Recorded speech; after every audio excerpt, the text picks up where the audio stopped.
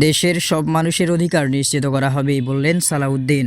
কক্সবাজার ১ আসনের ধানের শীষ প্রতীকের প্রার্থী সালাউদ্দিন আহমদ শুক্রবার কক্সবাজার ১ চকরিয়া পেকুয়া বিএমচর ইউনিয়নের বহদ্দারকাটা স্টেশনে নির্বাচনী পথসভা অনুষ্ঠিত করেছেন। এ সময় তিনি বলেন, শহীদদের রক্তের শপথ, বিএনপির প্রতিশ্রুতি ও জনগণের প্রত্যাশা আগামী দিনে আইনের শাসনের বাংলাদেশ প্রতিষ্ঠিত হবে।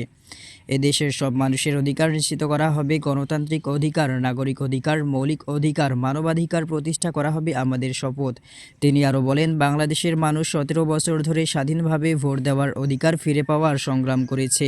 স্বৈরাচারের পতন ঘটেছে, হারানো ভোটাধিকার জনগণ ফিরে পেয়েছে। সেই ভোট প্রয়োগ করতে হবে আগামী জাতীয় নির্বাচনে।